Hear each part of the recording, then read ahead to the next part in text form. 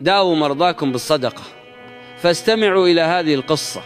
كانت امرأة تعلق كل يوم رغيف خبز على باب بيتها صدقة لوجه الله تعالى، وكان يأتي كل يوم رجل عجوز أحدب فيأخذ الرغيف، لكنه بدل أن يشكرها كان يردد دائما عبارة واحدة غريبة: ما تصنعه اليوم يعود إليك غدا. كانت المرأة تغضب في داخلها وتشعر أنه بدل أن يدعو لها أو يشكرها إنما يوبخها بكلام مبهم.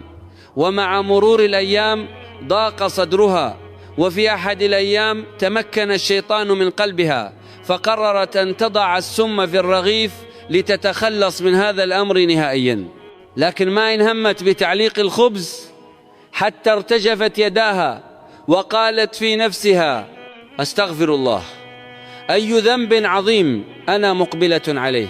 فأسرعت وألقت الرغيف المسموم في النار، ثم أعدت رغيفا طازجا طيبا وعلقته مكانه. جاء العجوز فأخذ الرغيف وردد عبارته نفسها، ثم انصرف: ما تصنعه اليوم يعود إليك غدا.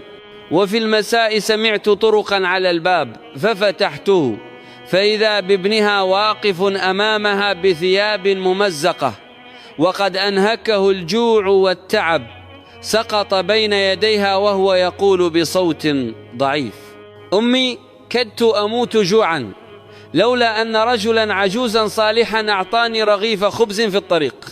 شعرت المرأة وكأن الأرض قد زلزلت تحت قدميها، وأدركت أن ذلك الرغيف هو نفسه. وهكذا تعلمت أن الخير لا يضيع، وأن ما يزرع لوجه الله يعود ولو بعد حين مضاعفا رحمة وطمأنينة.